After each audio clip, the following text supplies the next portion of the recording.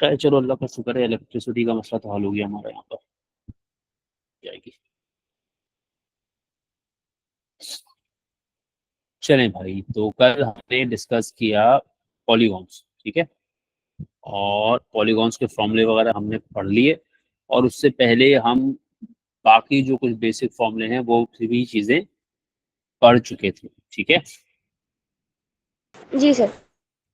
अब कम से इस पीडीएफ से रिलेटेड जितना है चीज़ें वो समझा दी मैंने आपको।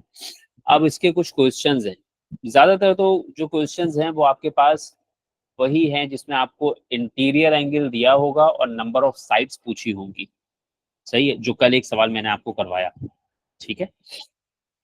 ज्यादातर क्वेश्चन उस तरह के, तो अब उस तरह के मजीद एक आध सवाल और करूंगा, फिर जो रिपीटेशन होगी वो छोड़ दूंगा। आपको भी ये मशवरा दूंगा कि उसमें से 2 4 6 सवाल कर लें, फिर उस तरह के सवाल छोड़ दीजिएगा। ज्यादा सवाल वही मिलेंगे आपको, बट चंद एक सवाल हैं जो थोड़े से अलग हैं, और कुछ सवाल तो है बहुत ही ज्यादा डिस्टर्बिंग। सही है, तो वो खास तौर पे जब करूंगा तो फिर उसकी बात हम करेंगे, ठीक है। अच्छा, तो इसमें क्वेश्चन नंबर, हाँ, 4 की बात हम कर रहे थे ना। जी सर। क्वेश्चन नंबर 4 की बात हम कर रहे थे, और क्वेश्चन नंबर 4 में हमने आपसे ये बात कर दी थी कि आपको नंबर ऑफ साइट्स पता करने हैं। 2 तरीके हैं इसके। सवाल को देखें अगर, तो सेकंड फॉर्मूले के हिसाब से सवाल बिल्कुल तैयार है, लेकिन उसमें प्रॉब्लम क्या है, उसमें आपको एन मालूम करने के लिए वर्किंग थोड़ी ज्यादा करनी पड़ती है, जिसमें गलती का चांस रहता है। तो इसलिए सेकंड फॉर्मूला जो है वो यूज नहीं करना चाहिए, बल्कि करना ये चाहिए, जैसे ही सवाल को देखें, ये एक फिक्स पैटर्न है सवाल का, ठीक है। इंटीरियर एंगल दिया होगा, रेगुलर पॉलीगॉन का, नंबर ऑफ साइड्स पूछी हुई होंगी। सही। अच्छा, ये ख्याल जरूर रखना कि जब भी ये सवाल पढ़ो तो पहले देख लो कि रेगुलर पॉलीगॉन है या इररेगुलर पॉलीगॉन। सही है। जी सर। अगर रेगुलर पॉलीगॉन नहीं है तो फिर आप उसमें रेगुलर पॉलीगॉन वाले फॉर्मूले लगा ही नहीं सकते।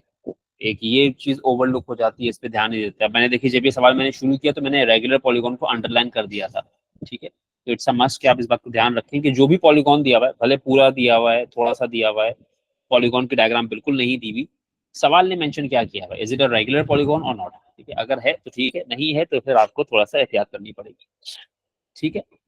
अब आ जाएं इसके पार्ट डी पर। ये थोड़े यूनिक क्वेश्चंस में आ जाता है। जैसे क्वेश्चन 4 का पार्ट एक रेगुलर फिक्स्ड किस्म का सवाल है।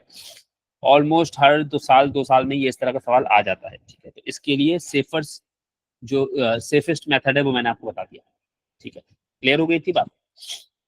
अब जी इसमें सर। चंद एक यूनिक क्वेश्चंस हैं जो मैं डिस्कस करूंगा, और एक आध रिपीट भी कर दूंगा, है। पार्ट बी में आपसे क्या बात हो रही है। एक मिनट होल्ड करना भाई।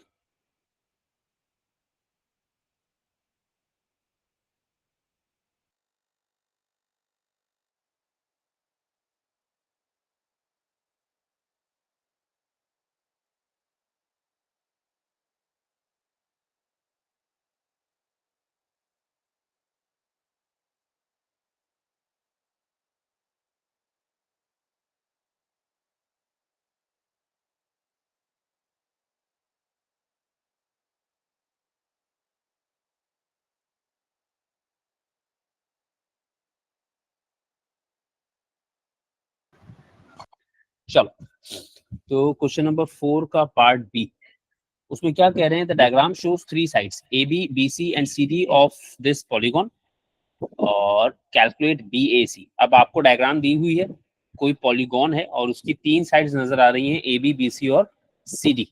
और क्या खास बात नजर आ रही है इन तीनों ट्राइंगल्स के मामले में आपको, सॉरी, इन तीनों साइड्स के बारे में आपको? तीनों इक्वल है। तीनों इक्वल, ठीक है।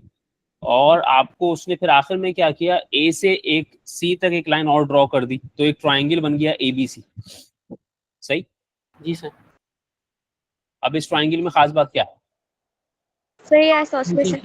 ये आइसोसेलेस ट्राइंगल। और आपसे अब बी ए सी की वैल्यू पूछी, तो बी ए सी जो एंगल है इसका नाम क्या है? Base angle. ये बेस एंगल है, ठीक है। अब जब आप आइसोसेलेस ट्रायंगल पढ़ते हैं तो आपको बेस एंगल का कॉन्सेप्ट पता होना चाहिए, सही। तो BAC is actually the base angle of N isosceles triangle. ये मैंने एडिशनल बात यहाँ लिख दी, इसको लिखने की जरूरत नहीं थी। अब बेस एंगल का बात ये है कि अब BAC की जो भी वैल्यू होगी वही वैल्यू और किसकी होगी, BCA। BCA, ठीक है। और वो क्या होगा, आप 180 में से 160 को माइनस करेंगे, जो भी आंसर आएगा उसको 2 से डिवाइड कर देंगे, ठीक है। जी सर। तो हम BAC अगर कैलकुलेट करें तो that will be 180 minus 160 divided by 2। आगे आप स्टेटमेंट अपना जो लिखेंगे, रीजन जो लिखेंगे, उसमें लिखेंगे आप base angle of N isosceles triangle. अच्छा, ये बात मैं तुम लोगों को पहले भी बता चुका हूँ कि ये जितनी वर्किंग स्पेस तुम लोग टॉपिकल में देख रहे हो, ये ओरिजिनल वर्किंग स्पेस नहीं है, ठीक है। ये बताइए ना बात, मैंने बहुत दफा पहले भी। जी सर। जी सर। ठीक है, तो ओरिजिनल वर्किंग स्पेस को फिर मैनेज करना अलग तरह का मामला है, ये सीधी सी बात, थोड़ा सा अलग चीज। तो खैर बहरहाल ये आंसर आ जाएगा 10। अब ज्यादा होती है BAC कम होती है? इससे थोड़ी बेहतर होगी। अब इसमें तो सिर्फ और सिर्फ हमने असल में ये किया ना, क्वेश्चन उठाया, ये तो कंपाइल किया हुआ है ना हमने। अब किसी टॉपिक के मखसूस सवाल उठाया और रख दिए और अंदाजे से एक जगह छोड़ दी, सही है। तो वो कभी कहीं ज्यादा भी है, कभी कहीं कम भी है। और जो आपको ओरिजिनल पेपर है, जो मैं आप कह रहा हूँ ना आपसे, कि अब आप ईयरली पेपर को एक्चुअली सॉल्व करें ताकि आपको एक्चुअल स्पेसेस का आइडिया हो और उसको मैनेज करना आए। तो वो उसको ईयरली पेपर देखोगे तो वहां पर कुछ डिफरेंट होगा, वहां पर मामला, ठीक है। वो अच्छी खुली कुशादा जगह होगी। अच्छा, तो अब ये आपका BAC आ गया, तो BCA भी आ गया, सही है। जी सर। सही है। जी सर। फिर उसके बाद वो ये वाला एंगल पूछ रहा है ACD। अब ये ACD क्या पॉलीगॉन का इंटीरियर एंगल है ये? क्या ये ACD पॉलीगॉन का इंटीरियर एंगल है? हाँ सर। सही से देखो, सर पॉलीगॉन पॉलीगॉन, की इंटीरियर एंगल का एक हिस्सा है, पूरा पॉलीगॉन का इंटीरियर एंगल नहीं है। पॉलीगॉन के इंटीरियर एंगल का हिस्सा है। पॉलीगॉन का इंटीरियर एंगल तो ये है पूरा, सही। सही है। और ये पूरा कितना है? 160। 160। ये 160। आपको सिर्फ और सिर्फ उसमें से रेड वाला हिस्सा बचाना है, तो पूरे 160 में से वो ग्रीन वाला हिस्सा माइनस कर दीजिए, तो ACD आपके पास बच जाएगा। आई बात समझ में? जी सर। जी सर। तो ACD को मैं लिख रहा हूँ 160 माइनस, पहले मैं लिख देता हूँ ACB, सही है। और फिर उसके बाद आपने लिखा 160 minus 10 which would mean 150 degree, ठीक है। जी अब सर। ये अक्सर लोगों को नजर नहीं आता इस तरीके से, ये मैंने हाईलाइट कर दिया आपके लिए, ठीक है। इसमें लोग बैठे रहते हैं लेके इस सवाल को। अब इस सवाल पे वापस आएंगे थोड़ी देर के बाद, पहले थोड़ा बेसिक बेसिक कर लें, फिर इस तरह के सवाल पे वापस आएंगे। इस पे भी थोड़ी देर में वापस आते हैं, ठीक है। चलो क्वेश्चन नंबर 7। सिमेट्री मैं समझा चुका हूं आप लोगों को पहले, ठीक है। और सारी की सारी सिमेट्री मैंने आपको पढ़ा दी, इंक्लूडिंग आपका अल्लाह ताला भला करे प्लेन ऑफ सिमेट्री। 3D की भी सिमेट्री पढ़ा दी है मैंने आपको, राइट? जी सर। ठीक है। अब वो जितनी भी है वो उतनी ही पढ़ाई जा सकती है और वो उसी तरीके से पढ़ाई जा सकती है, उससे बेहतर उसको किया नहीं जा सकता, considering the kind of resources we have available specially in a classroom situation, ठीक है। फिर वो अगर आप हाँ खुद डिजिटल प्लेटफॉर्म पे आकर पढ़ रहे हैं तब सिचुएशन बहुत डिफरेंट हो जाती है, ठीक है। तो उसके लिए वो यूट्यूब कुछ वीडियोस मैंने आपको दी हुई थी, थोड़ा बहुत वहां से उसको देखें, सही है। सिमेट्रीफाई छोटी सी चीज है, उसको कोशिश करें कि वो अब आपके सर का दर्द ना बने दोबारा। खैर, in the diagram the dashed line is a line of symmetry. Triangle BAF is 2x degree, FED is equal to x degree and CDE is equal to 2x degree. Find the value of x.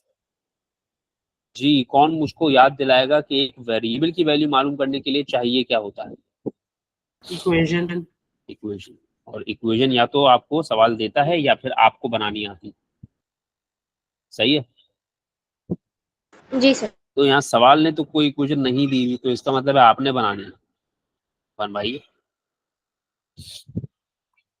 Sir क्योंकि symmetry क्या कहते हैं, line of symmetry है बीच में, तो जो angle BAF है और एंगल AFE ये दोनों सेम हो जाएंगे।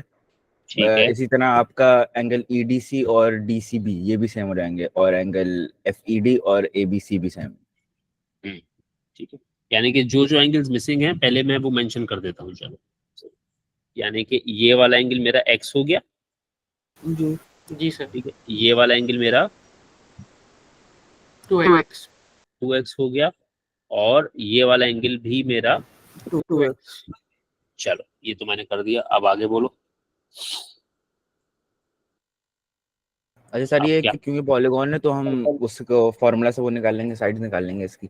वो एंगल्स कितने हैं इसके? सम ऑफ इंटीरियर एंगल्स निकाल। सम ऑफ इंटीरियर सम, एंगल्स। यानी कि अब कितने इसमें एंगल्स हैं? 1 2 3 4 5 6। यानी अगर मैं इन 6 के 6 एंगल्स को ऐड करूं तो इनका सम किसके बराबर होना चाहिए? 720 डिग्री। 720 डिग्री। ये कौन सा पॉलीगॉन है? हेक्सागोन। हेक्सागोन। हेक्सागोन। ठीक है। यानी मैं ये कह सकता हूं कि अगर मैं 2x plus x plus 2x plus 2x plus x plus 2x, अब आप इसको किस तरीके से लिखना चाहते हैं वो आपकी चॉइस है। सही। इन सबको अगर आप ऐड करें तो इन सबका सम बराबर होगा, अभी मैं फिलहाल वर्ड्स में लिख रहा हूँ, sum of interior angles of a 3x hexagon. 2x है सर। ठीक है, 1 2 3, तो मैंने 2x लिखना था वो। सही है, ये बात समझ में आ गई? जी जी अब सर। आपके पास ये तो सारे का सारा मेरे ख्याल में अपना कितना 10x हो गया, राइट? जी सर। और सम जी of interior angle of hexagon, अभी आपकी चॉइस है, आप पूरा फॉर्मूला बनाएं या आप समझ जाएं कि हेक्सागोन में कितने ट्राइंगल्स होंगे? 4 4। तो उनका सम निकालने के लिए क्या करोगे? टाइम्स 180। 4 ठीक है, 4 टाइम्स 180। ठीक है, जी सर। ठीक है। आप ये डायरेक्टली भी कर सकते हैं अगर आपने बात समझी हुई है, और अगर आपने बात नहीं समझी हुई तो डेफिनेटली फिर आप तो पूरा फॉर्मूला ही लगाएंगे। तो मुझे पता है हेक्सागोन मींस 4 ट्राइंगल्स, तो मैं 4 मल्टीप्लाई बाय 180 कर रहा हूँ। ठीक है, और किसी को डायरेक्टली पता है तो वो 180 डायरेक्ट अपना 720 डायरेक्टली लिख भी सकता है। ठीक है, मैंने इसको इससे कैंसिल आउट कर दिया और 4 को 18 से मल्टीप्लाई कर दिया, तो 80 में 8 कम 72, तो x की वैल्यू आ गई 72। बात समझ में आ गई? जी सर। अच्छा, उसके बाद अभी मैंने जो सवाल छोड़ा है वो याद रखना जरा, कि सवाल कौन कौन से छोड़े। खैर मैं सवाल सारे ही कर रहा हूँ।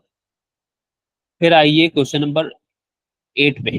अब क्वेश्चन नंबर 8 का पहला पार्ट है, a regular polygon has an interior angle of 160 degree. ये मैं पहले भी कह चुका, ये सवाल बहुत दफा आएगा। ठीक है, सबसे पहले जब आप ये सवाल पढ़ें तो पहली चीज देख लीजिए, if it's a regular polygon. अच्छा, ये वाले सवाल में तो हमेशा रेगुलर पॉलीगॉन ही होता है, लेकिन वैसे ही बता रहा हूँ कि पॉलीगॉन के जब भी सवाल कर रहे हो तो पढ़ लो कि जिस पहली पॉलीगॉन की बात हो रही है वो रेगुलर है कि नहीं है। सही है। अच्छा, उसका इंटीरियर एंगल दिया हुआ है। अब मैंने आपसे क्या कहा कि जैसे ही इंटीरियर एंगल दिया हो तो पहली चीज क्या कर दो? एक्सटीरियर एक्सटीरियर एंगल पहले फौरन पता कर दो। ठीक है, और ये प्रॉपर वर्किंग में शो होगा। ठीक है, ये नहीं कि वहीं साइड में लिख कर बैठ कर आ गए। तो exterior angle equals to 180 minus 160, तो वो एक्सटीरियर एंगल कितना हो गया? 20 डिग्री। अब अगर आप एक्सटीरियर एंगल पता कर रहे हैं और उसके बाद जाकर number of sides interior angle के फॉर्मूले से मालूम कर रहे हैं तो फिर आप बेवकूफ हैं।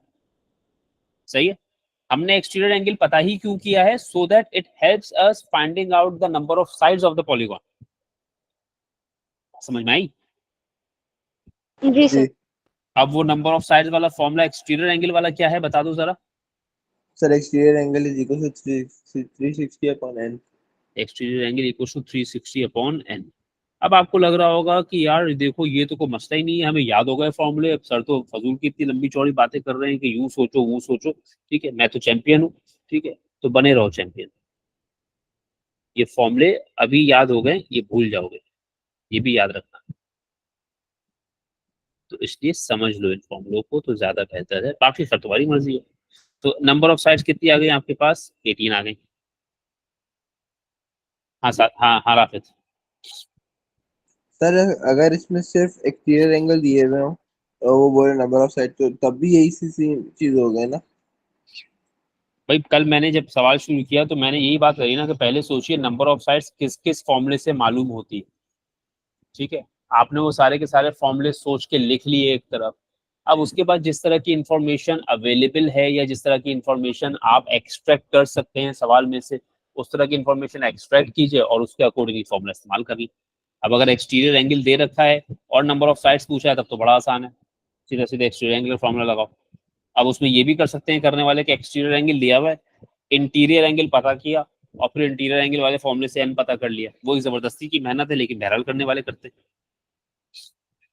सर वही आई ना, बात। वो जब एनएसएम वाली जो बुक है हमारी उसमें देख रहा था, शायद बुक 1 में था वो, तो वो उसमें तो उन्होंने ऐसे ही करवाया हुआ है कि पहले एक्सटीरियर दिया हुआ है तो पहले इंटीरियर निकालो उसके बाद इंटीरियर एंगल वाले फॉर्मूले से करो। हाँ तो कर ले, मैं कब मना कर रहा हूँ। उसमें मार्क्स दिए हुए उस सवाल के, एनएसएम में वही मार्क्स है भी दे रहे हैं आजकल।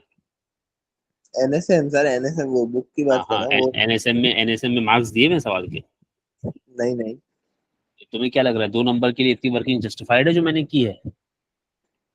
कितनी, हाँ काफी है सर। बस तो और क्या चाहिए तुम्हें। बुक तो बहुत बातें करती है। अब अगर सिर्फ किताब पढ़ के ही लोग चैंपियन बन रहे होते तो हमारे जैसे लोग तो भूखे मर जाते ना। क्या ख्याल है? सही ख्याल है सर आपका। चलें part B. The diagram shows 3 sides AB, BC and CD of the regular polygon. AC and BD meet at P. Calculate BCA. अब ये डायग्राम जो है, हाँ चलो भाई, आपको मालूम करना है BCA। अब इस सवाल में भी बहुत ही पता नहीं क्या क्या करते हैं लोग। ये वाला एंगल मालूम करना है, जरा बता दें क्या समझ में आ रहा है।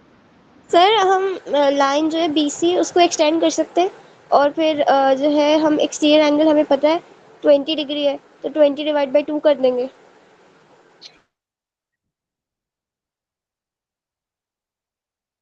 कुछ और सोचो। सर इसमें अगर दो जो अगर है ना तुमने वो दिए थे। अगर तुमने BCA को एक्सटेंड किया, पहली बात तो ये एंगल है 20। जी सर।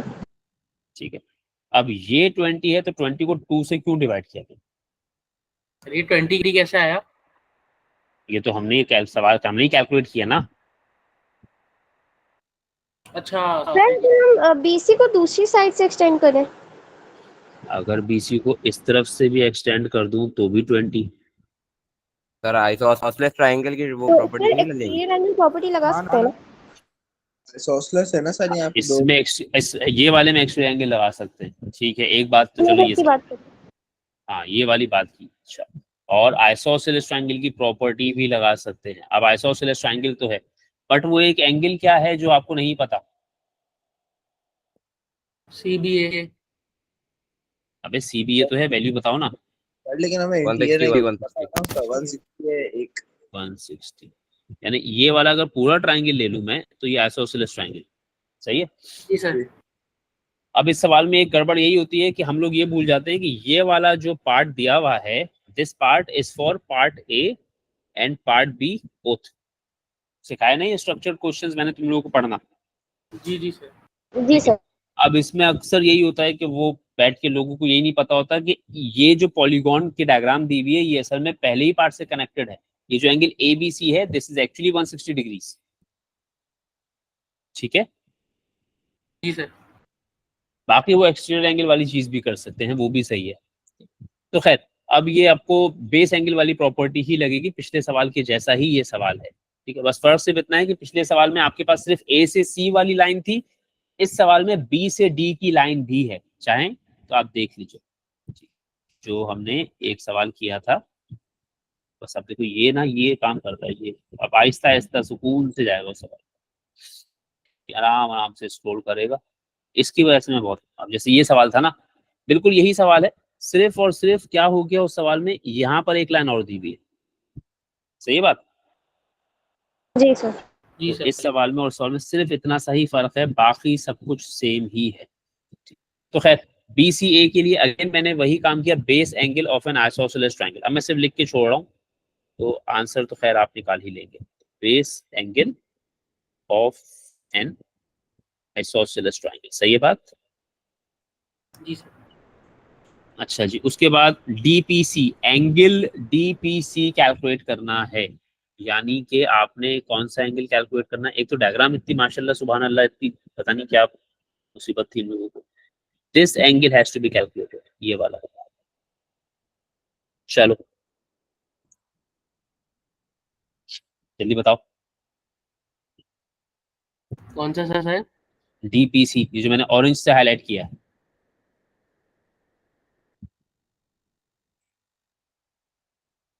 देखो मैंने जूम किया, थोड़ा नजर आया। जी जी सर। ये एंगल आपको कैलकुलेट करना है, डीपीसी। सर ये भी एक्सटीरियर एंगल है, तो हम एंगल सी बी टी और बी सी पी को प्लस करके निकाल सकते हैं क्योंकि दोनों इक्वल है। ये डीपीसी एक्सटीरियर एंगल है। नहीं sir, angle C P D जो हमें निकालना है। सीपीडी, हाँ सीपीडी निकालना है ना, तो सीपीडी एक्सटीरियर एंगल किसका है? बीपीसी का। ट्रायंगल बीपीसी का। बीपीसी का। अब या तो मैं बीपीसी के दोनों एंगल्स पता कर लूं, अब वो रेड वाला मुझे पता है, तो वो रेड वाला जितना है उतना ही, और कौन सा होना चाहिए? PBC angle C BPC. अच्छा, अच्छा अब मुझे ये तसल्ली कराइए, आपको कैसे पता कि बीपीसी एक आइसोसेलेस ट्रायंगल? सर ये 2 लाइनें दी गई हैं। कमाल है यार, मुझे तो नजर ही नहीं आ रही। मतलब किसी भी ट्रायंगल में 2 लाइनें दी होंगी तो आइसोसेलेस ट्रायंगल हो जाएगा, ये रीजन है? वैसे तो सर यही होता है। पक्की बात? कोई भी ट्रायंगल जिसमें कम से कम 2 साइड्स हो वो आइसोसेलेस हो जाता है। तो साइड नहीं सर, मैंने कहा वो उसमें 2 लाइनें लगी होती है ना वो। सर अगर हम बी दोनों को जो हमने पिछले पार्ट में एक एंगल कैलकुलेट किया है, एंगल बीसी है, अगर हम उसी तरह एंगल सी बी टी को सी बी डी को कैलकुलेट करें तो हमारे पास सेम आंसर आएगा।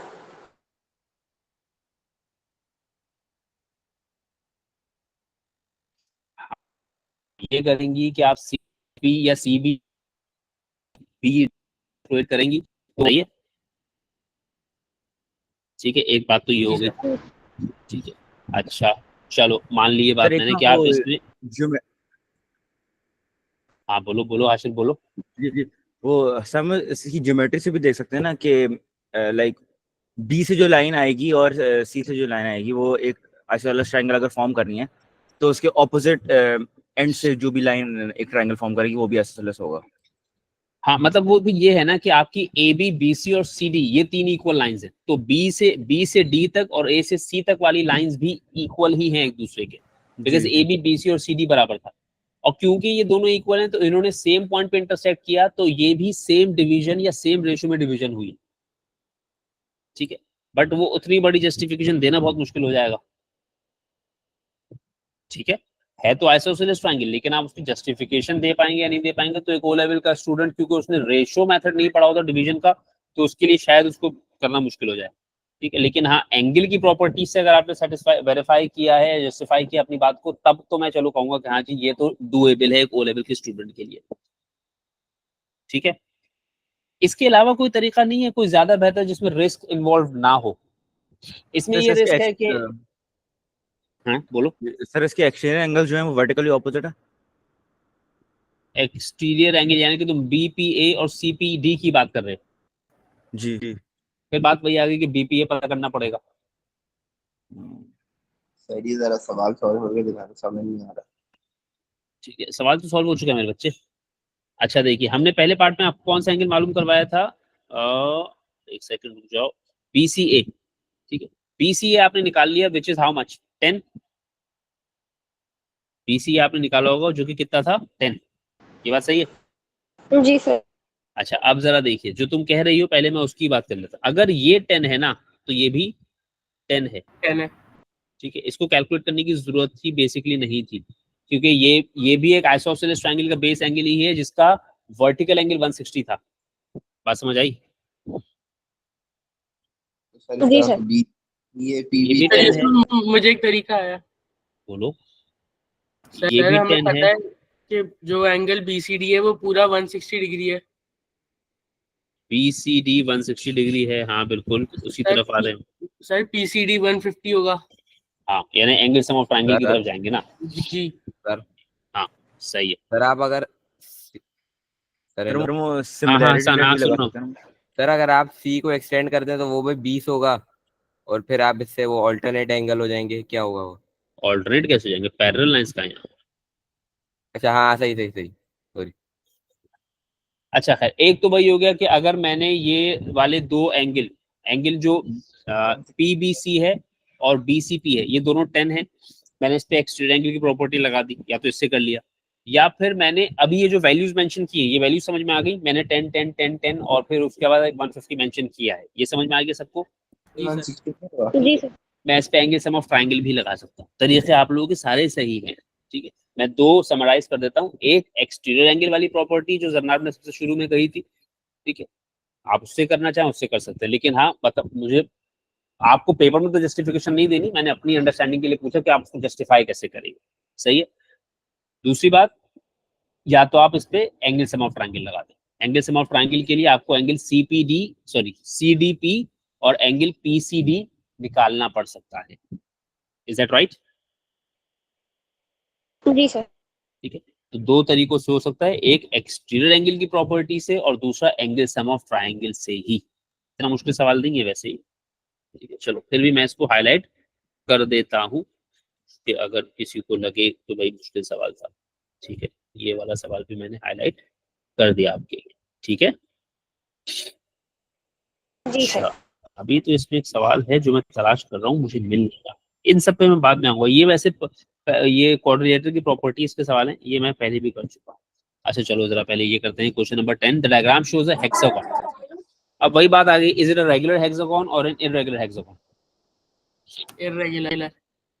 ये इररेगुलर हेक्सागोन है, सीधी सीधी सी बात है। आपको एक्स की वैल्यू मालूम करनी है, तो एक्स का 3 नंबर का सवाल है आपके सामने है, यानी कि इसका मतलब है आप उसको तफसील से पूरा ऐसे लिखे आप इसमें, यानी कि हिस्ट्री का 14 नंबर वाला जो सवाल आता है ना, ये वो है, ठीक है, सब कुछ लिखे आप इसमें, सारा कुछ करें इसमें, ठीक है।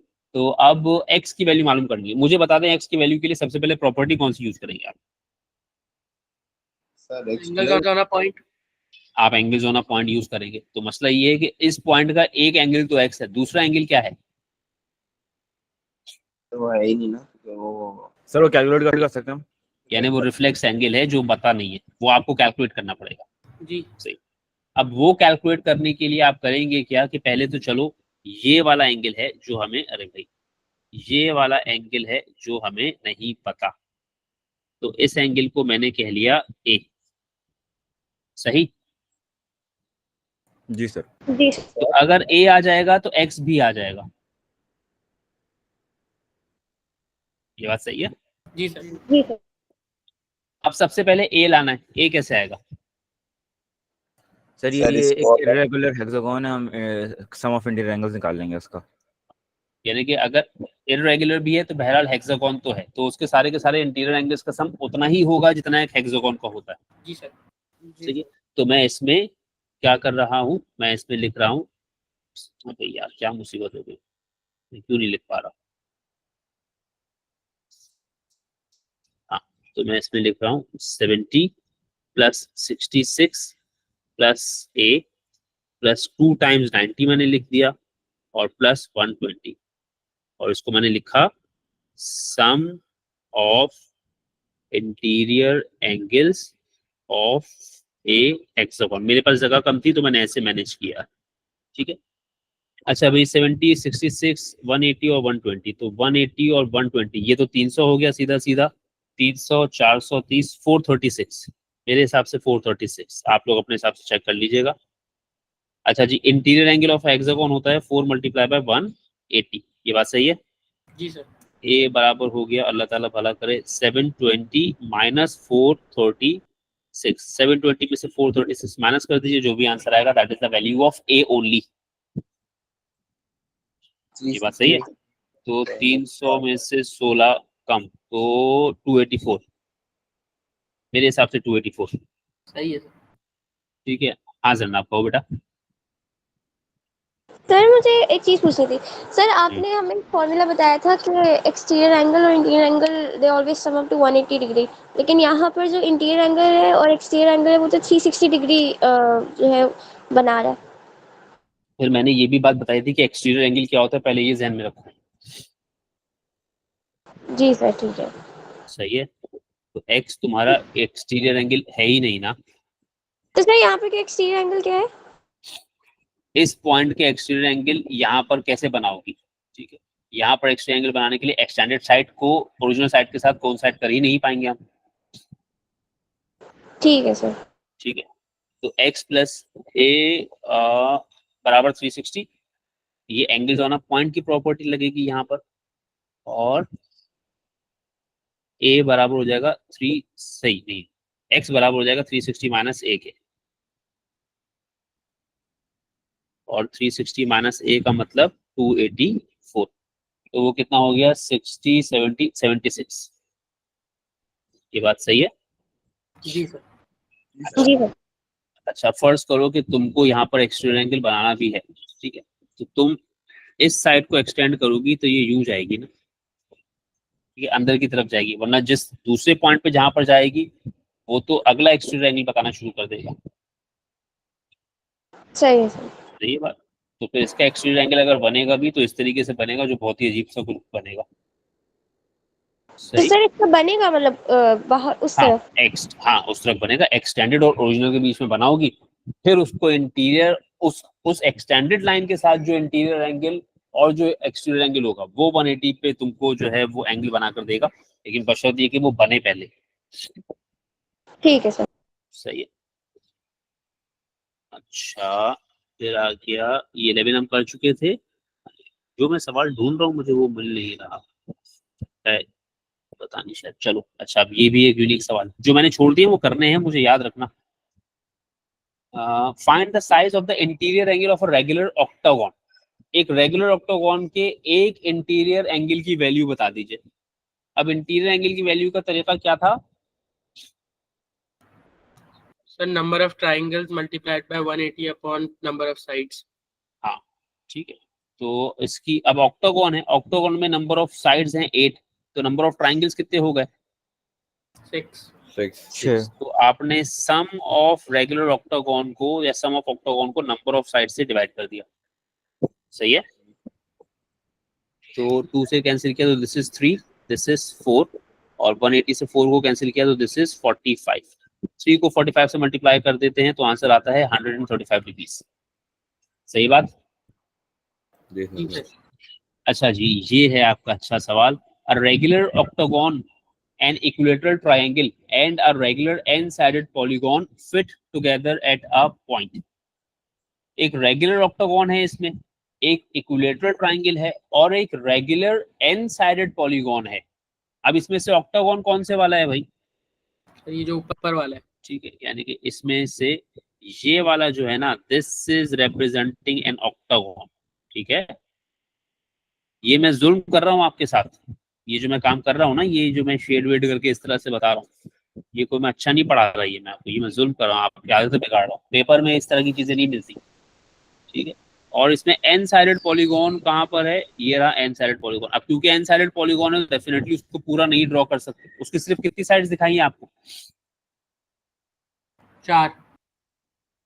3 या 4, ठीक है। तो 2 साइड पूरी दिखाई है, बाकी आधी आधी दिखाई है। अच्छा भाई, तुम्हें 5 नजर आ रही है, हमें तो 4 ही नजर आ रही है। ट्रायंगल के 2 कोने, ये 1 2 3 4। सर स्टार्टिंग और एंडिंग पॉइंट वो नहीं होंगे? अबे साइड्स पूछिए ना भाई, साइड्स पूछिए ना भाई। अच्छा सर, मुझे लगा वो कोने पूछ रहा है। नहीं वो नहीं पूछे ना, वो नहीं पूछे। अच्छा भाई ठीक है, तो अब ये सब मैंने हटा दिया। अब उसने बता दिया कौन रेगुलर है, कौन रेगुलर नहीं है, कौन क्या है, कौन क्या नहीं। ठीक है, ये ख्याल रखिएगा, एक ही डायग्राम में वो जब 3-4 पॉलीगॉन्स लगाता है तो उसमें से देखना पड़ता है कौन सा रेगुलर है, कौन सा इररेगुलर है। ठीक है, खैर। तो अब ये सब बातें उसने कर दी। An interior angle of the regular n sided polygon is a. वो जो एन साइडेड पॉलीगॉन है ना, उसका जो एक इंटीरियर एंगल बताया हुआ है दैट इज ए। फाइंड ए। मुझे बताइए कौन सी प्रॉपर्टी से ए निकालने वाले हैं आप? एंगल्स ऑन अपना point. Angles on a point. अब एंगल्स ऑन अ पॉइंट के लिए इस पॉइंट को कितने एंगल, इस पॉइंट पे कितने एंगल्स नजर आ रहे हैं आपको? ये एंगल 3 है सर। ए तो वो है जो आपको मालूम करना है, उसके बाद ये वाला एंगल आपको पता होना चाहिए है या पता करना आना चाहिए। ठीक है, अब ये कितना होगा? 60। ठीक है, ये 60 60 हो होगा। जाएगा। ठीक है, अब ये हो जाएगा 60। अब यहाँ पर डेफिनेटली पेंसिल नहीं चलेगी, मजबूरी है कि आप इसको पॉइंटर से लिखिए ब्लैक वाले, सही है। और ये वाला एंगल 135। ये हमने पिछले पार्ट में कैलकुलेट किया हुआ है, दोबारा नहीं कैलकुलेट कर लेना बैठकर, सही है। जी सर। ये पिछले पार्ट में कैलकुलेट किया हुआ है। और खुदा ना खास्ता अगर फर्ज करो, हमारे तो लोग भी महान होते हैं ना, याद कर लेते हैं regular pentagon, regular hexagon, regular heptagon, इन सब के इंटीरियर एंगल्स याद कर लेते हैं लोग हमारे यहाँ। And I am sorry to say this, but specially खवातीन, सही है, तो रट्टा मार लेती है इन चीजों का, ठीक है। तो अगर दिया हुआ है, मतलब अगर तो सवाल ने दिया हुआ है या कैलकुलेट करवाया हुआ है, तब तो ठीक है, आप उसको यूज कीजिए। अगर सवाल ने नहीं दिया हुआ, सवाल यहीं से शुरू हो रहा है, तो ये 135 डिग्री वाला एंगल कैलकुलेट करके दिखाओगे। समझ आ गई बात? जी सर। और खैर मार्क्स को जस्टिफाई करना मैं अब सिखा चुका हूँ आप लोगों को, अब भी अगर नहीं आया है तो खैर आई एम सॉरी, ठीक है। मार्क्स को जस्टिफाई करना मैं आपको बहुत दफा सिखा चुका, तो अब वो आ गया होगा। अगर नहीं आया तो बस फिर अब नहीं आएगा। ए की वैल्यू 175 डिग्री हो गई, ये बात सही है। 165 नहीं होगा? 165 है। अब चलो तुम लोग इतना इसरार कर रहे हो तो 165 लिख देता हूँ। सर देख ले आप। 165, ठीक है। मैं तो मान लेता हूँ, मैं तो शरीफ मासूम आदमी, कभी कुछ करता ही नहीं हूँ, अकड़ बकड़ तो दिखाता ही नहीं, तो जो लोग कहते हैं मैं मान लेता हूँ, क्योंकि मेरा तो पता आपको। बिल्कुल। अच्छा, अब उसके बाद कह रहा है find the value of N. ये एन क्या है मेरे भाई?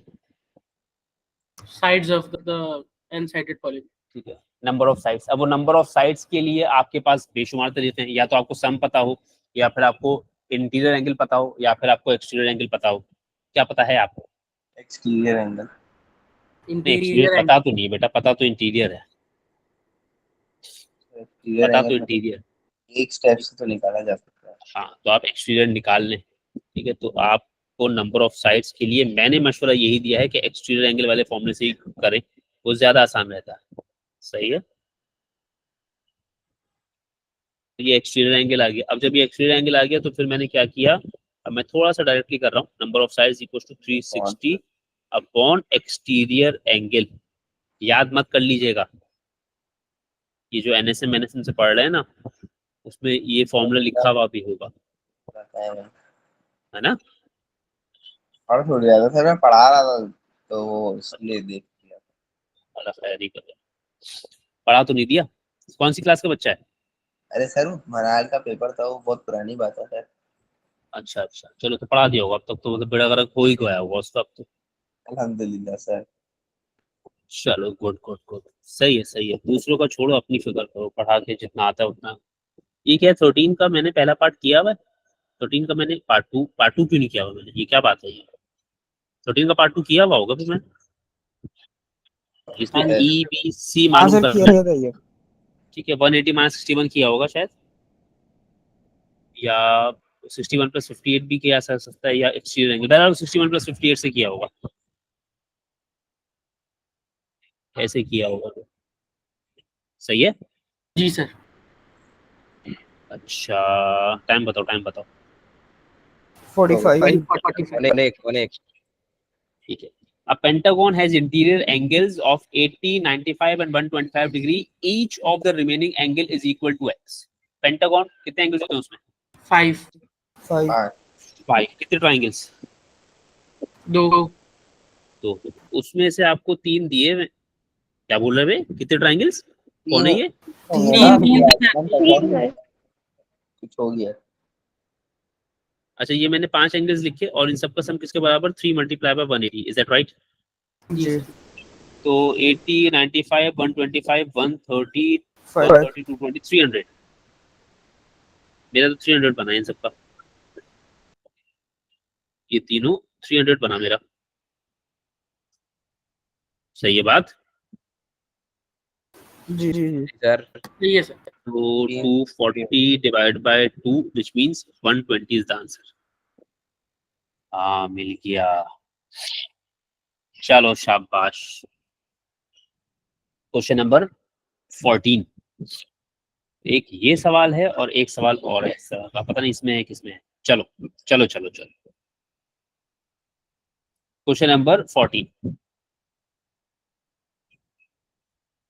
इस तरह के सवाल ना वो बड़ा मजा आता है। इस तरह के सवाल ऐसे लोगों के मुंह पे मारते हुए ना, कि जिन लोगों को लगता है बस बस हमें आ गया, हमें आ गया, सब आ गया, 4 बातें उनको पढ़ा दो ना तो वो कहते बस बस हमें आ गया, अब छोड़ दे। फिर ऐसे लोगों को ऐसे सवाल निकाल निकाल के देता हूँ ना, जब मैं, वो अल्लाह का शुक्र है इतना तजुर्बा हो गया कि पता है कि कौन से टॉपिक में कौन सा सवाल कहाँ है, वो फिर निकाल के वैसे देता हूँ, वो एक लगता है रिचुअल चमाट वाली फीलिंग आती है मुझे। चलो क्वेश्चन नंबर 14। सर पहले हम दोनों का वो निकाल एक्सटीरियर एंगल। नहीं, दोनों का वो नहीं निकालो, बुरी बात है, सोचो पहले सुकून से। सर इक्वेशन होगी कोई? यकीनी सी बात है, वैल्यू मालूम करनी है तो इक्वेशन तो होगी। 2 मल्टीप्लाई 155 2x कुछ। तो कैसे पता? All the angles of a polygon are either 155 और 140। कह रहे हैं कि जितने भी एंगल्स हैं वो या तो 155 है या 140 है। तो सबसे पहले तो ये बता दो कि ये रेगुलर पॉलीगॉन है कि इररेगुलर पॉलीगॉन है? इर्रेगुलर। ये रेगुलर पॉलीगॉन है। अच्छा, अब उसमें से कुछ एंगल्स 155 हैं, कुछ एंगल्स 140 है। There are twice as many angles of 155 degree as 140 degree. यानी अगर 140 डिग्रीज आपके पास 4 हैं तो 155 कितने हैं? 8। 8। सही है, लेकिन सर लेकिन अब ऐसा- मसला ये है। हाँ बेटा कहिए कहिए। लेकिन ऐसा हो नहीं सकता, 5 एंगल होंगे ना टोटल। अब ये मुझे क्या, क्यों होंगे 5 एंगल होंगे, क्यों 5 एंगल होंगे भाई मेरे? सर पेंटागन नहीं है? कहाँ लिखा है?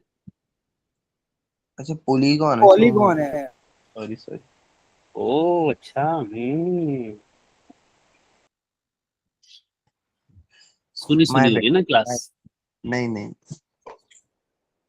सही सही, नहीं आई अंडरस्टैंड योर बात। तो अगर मेरे पास 4 140 हैं तो 155 मेरे पास 8 होंगे। लेकिन मसला ये है कि 4 140 है, ये कहाँ लिखा है?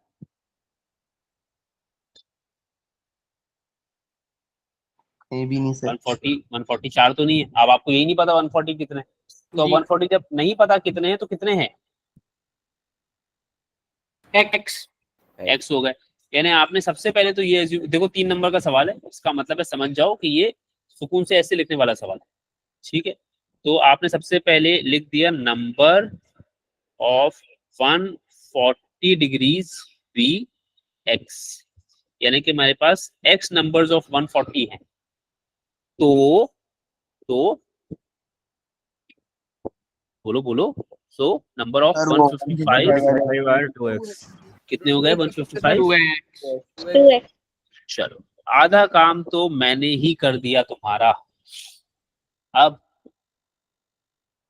यानी तुम्हें वैल्यू ऑफ किसकी निकालनी हुई? Number of sides. Number of sides. ठीक है, अब वो नंबर ऑफ साइड्स की वैल्यू निकालने के लिए मुझे एक इक्वेशन बना दो। आधा काम तो मैंने तुम्हारा कर दिया।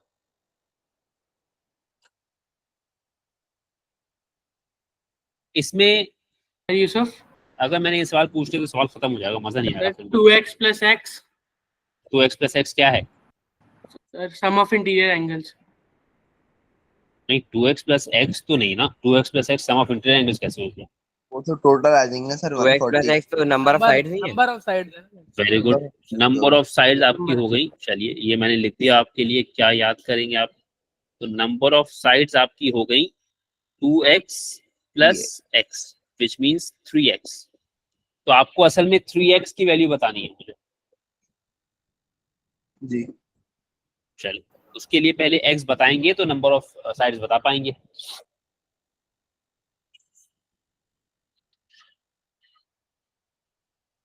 सर अभी तक आपने मुझे चीजें एज्यूम करवा दी। आपने मुझे नंबर ऑफ एंगल्स एज्यूम करा दिए, आपने मुझे नंबर ऑफ साइड्स एज्यूम करा दिए। लेकिन आप ये जानते हैं कि जब तक आप इक्वेशन नहीं बना सकते तब तक आप इस सवाल को आगे नहीं बढ़ा सकते। एक्स तो तभी आएगा जब इक्वेशन बना पाएंगे आप, और इक्वेशन तभी बना पाएंगे जब आप कोई कनेक्शन सोच पाएंगे चीजों में। वो सोचे। मैंने आपका बहुत बड़ा काम कर दिया। जो पहली 2 लाइनें लिखी है ना, ये मैंने आपके जो है 7 जन्मों जितना एहसान कर दिया मैंने। आप 7 नस्लों को याद रखना चाहिए। सर ये 2x plus x sum of interior angles कैसे नहीं होगा? भाई 2x plus x sum of interior angles के लिए नंबर ऑफ एंगल्स को ऐड किया जाता है कि सिर्फ एंगल्स की तादाद को ऐड किया जाता है? अच्छा तादाद है, सही, ठीक। मैं कहूँ एक पॉलीगॉन है अपना, एक पेंटागॉन है, उसके 4 5 एंगल्स मैंने तुम्हें बता दिए, तो तुम क्या करोगे? 1 + 1 + 1 + 1 + 1 5 दफा 1 को ऐड कर दोगे? नहीं नहीं नहीं, तो सम ऑफ नहीं आएगा ना, वो पांचों एंगल्स ऐड करने पड़े। करीब हो, सिर्फ ये सोचो एंगल्स को ऐसे ऐड कैसे, यानी एंगल्स में ऐड क्या क्या करना तुम्हें? 140 ऐड करना है और 155 ऐड करना है। अब कितने 140 ऐड करना है? एक 140 एक है 140, एक ही है, एक्स की है ना हमने। तो एक तो नहीं हुआ ना। अगर मैं कहूँ 4 140 हैं तो 140 को कितनी बार ऐड करोगे? 140 टाइम्स 4। एक मैं कह मरतबा, रहा हूँ 4 मरतबा। 4 मरतबा। अब मैं कह रहा हूँ x नंबर ऑफ 140 है तो 140 को कितनी बार ऐड करोगे? 140 टाइम्स एक एक्स। मरतबा। आपने 140 टाइम्स x ऐड किया तो आपके सारे के सारे 140 ऐड हो गए। अब ये सारे के सारे इंटीरियर एंगल्स तो ऐड नहीं हुए ना। तो ये हो जाएगा 140x + 155 टाइम्स 2x। हो गया, ये आपका सम ऑफ इंटीरियर एंगल आ गया। इक्वेशन अभी भी नहीं आई sir 140x + 155 times 2x = bracket 3x - 2 × 180/3x। Upon. नहीं अपॉन अपॉन नहीं सर, अपॉन नहीं आएगा, अपॉन नहीं आएगा, इंडिविजुअल हो जाएगा फिर। चलें जी। सर हम क्या कहते हैं, ये एवरेज निकाल के कर सकते हैं क्या इन दोनों का? सर एवरेज नहीं निकाल सकते, सर एवरेज नहीं निकाल सकते।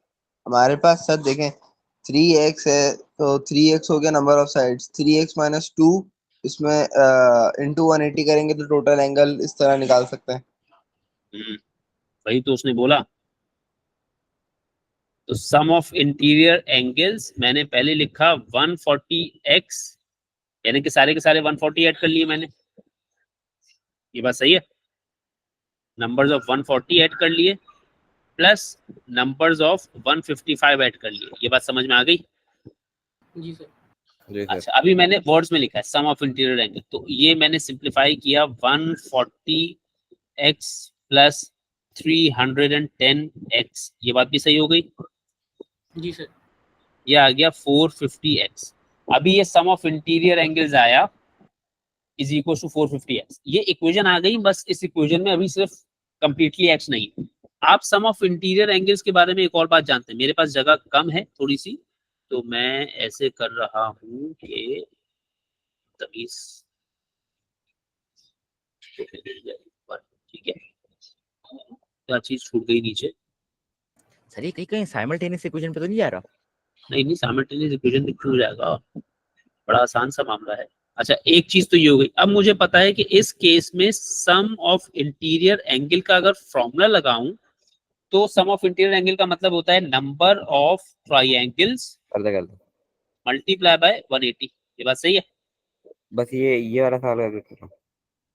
सही है? ये वाला फॉर्मूला सही है? आखिरी सवाल है, बस आखिरी सवाल है, बोलो 2 मिनट। भाई ये फॉर्मूला सही है? ये जो रेड से लिखा है। अब इस ट्राइंगल, इस पॉलीगॉन की साइड्स कितनी है? 3x। 3x। तो ट्राइंगल्स कितने हो गए? 3x - 2। हाँ बोलो बोलो, जल्दी से बोलो। सर इसकी इक्वेशन आप सिंपल ये बना देना 140x + 155 multiply by 2x = 450x। क्या हो गया बेटा? सर ये नहीं बनेगा। बनाता हूँ, अभी बनाता हूँ, अभी ये भी बना देता हूँ। क्या बात तुमने करी है? तुमने क्या बोला मुझे? तुमने क्या बोला? 140x + 155 मल्टीप्लाई बाय 2x, यही बोला ना? जी इज इक्वल टू 450x, यही बोला ना? जी सॉल्व कर ले जरा इसको। सर कुछ अच्छा गलत हो गया। बेटा, जब सॉल्व करोगे तो सब कुछ कैंसिल आउट हो जाएगा इसमें। इस इक्वेशन में जब सॉल्व करेंगे तो सब कुछ कैंसिल आउट हो जाएगा।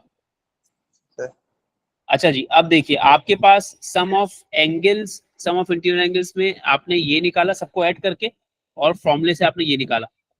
सब्स्टिट्यूट कर दीजिए सम ऑफ इंटीरियर एंगल्स में एक वैल्यू, यानी इन दोनों इक्वेशंस को कंबाइन कर दें। तो क्या हो गया? 3x - 2 times 180 is equals to 450x। Is that right? जी सर। जी दोनों सेम है। ठीक है, अब मैंने सबसे पहले तो इस जीरो से जीरो उड़ा दिया, उसके बाद मल्टीप्लाई कर रहा हूँ।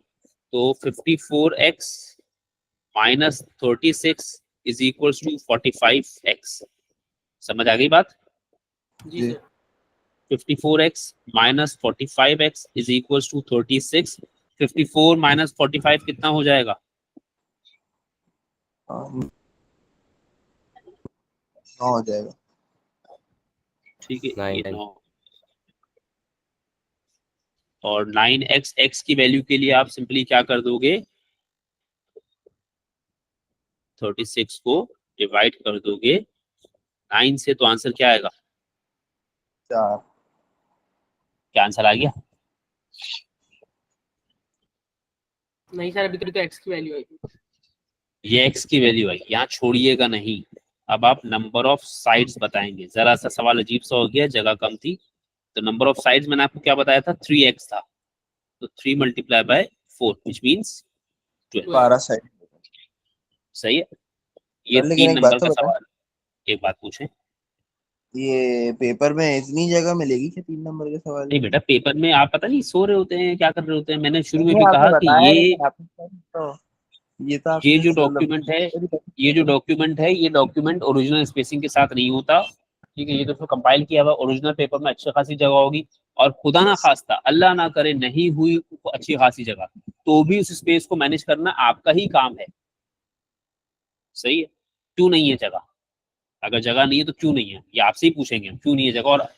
और अगर नहीं मैनेज हुई, आपसे नहीं मैनेज हुई, तो आप ही जवाब देंगे क्यों नहीं मैनेज हुई। ठीक है, इसके लिए कोई भी टीचर, किसी की भी अम्मी, किसी के भी अब्बू, कोई भी इन्विजिलेटर, कोई भी एग्जामिनर कोई जवाब नहीं देगा।